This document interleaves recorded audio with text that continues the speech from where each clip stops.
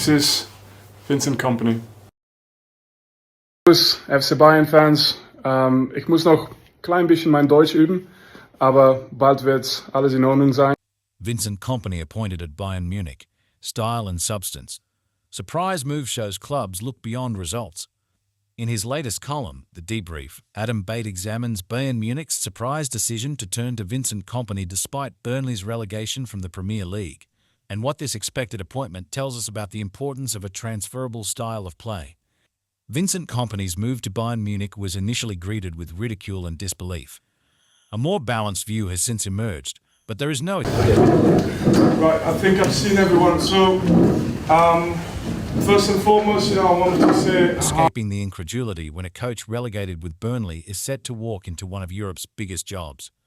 The German Giants did not come calling for Sean Dyche when he finished 7th in the Premier League. Their views on Stan Ternent and Steve Cotterill are unconfirmed.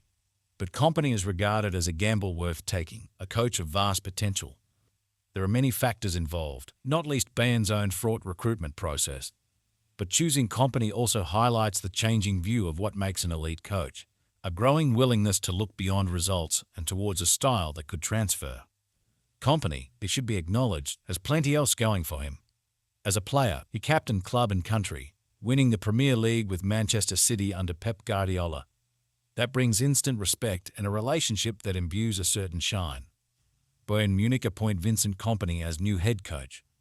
The trend in modern management is towards those disciples of Guardiola.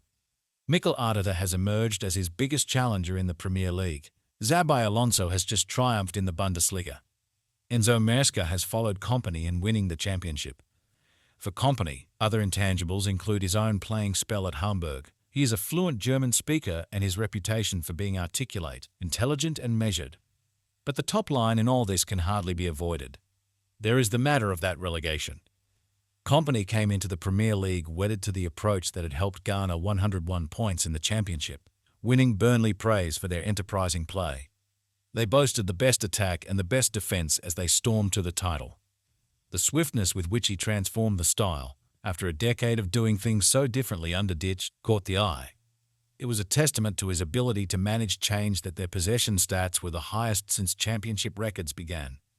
But despite significant investment in the summer, his team were unable to adapt to the Premier League. The passing game that had been too good for the championship was undone by the speed and skill of those sides at the higher level, soon undermining confidence.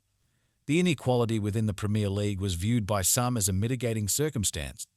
But in the aftermath of a 3-0 defeat at Crystal Palace that would be followed up with a 2-0 home reverse to Bournemouth, Roy Keane had less sympathy for Company's side. "Do you know what? They have been dreadful. They have been dreadful," Keane told Sky Sports. "We talk about teams having a style of play in the Championship and trying to compare it to the Premiership. It is chalk and cheese. It is impossible. They look weak physically. The goals they are giving away, it is schoolboy stuff. I admire managers who have a philosophy and a style of play, but you have got to adapt. You have got to give yourself a chance of winning football matches." Only 2 teams in the Premier League made more errors leading to shots than Burnley, and the contrast with the risk-free football of the Dyche era became a stick with which to beat him. Thousands more passes brought little reward, only encouraging more mistakes. It is worth noting that even in his first managerial role at Anderlecht, Company's methods had been questioned. The attempt to mimic Guardiola had been a concern for some in Belgium, one expressed in strong terms by the former Anderlecht manager Odd de Mos. "In football, you do not have to copy another coach," said de Mos. "Company wants to do the same thing as Guardiola at City, and that makes me sick. City have players like Sergio Aguero and Kevin De Bruyne. Anderlecht needs to get by with more modest players." Bayern bosses might feasibly agree with that assessment while coming to the opposite conclusion. Perhaps they take the view that they do possess the quality of player capable of delivering this football, they just need someone who is willing and able to coach it. With one of the weakest squads in the Premier League, Company floundered, but with one of the best squads in the Championship, he flourished. Bayern's status within the Bundesliga, relative to the rest, is much more akin to the latter than the former.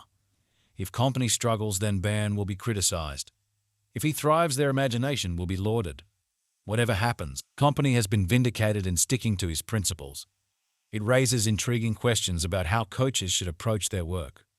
Ditch is an obvious contrast, but for him it feels more like ideology than compromise. Other examples are more pertinent. Julian Lopetegui and Thomas Frank are two that come to mind, coaches who opted to adapt, but now find there could be a mark against them. Lopetegui's appointment at West Ham was met with a lukewarm response. In part, that was because his rescue job with Wolves, lifting them from rock bottom to 13th in the table, was not achieved with the necessary swagger to excite, even if it did save them.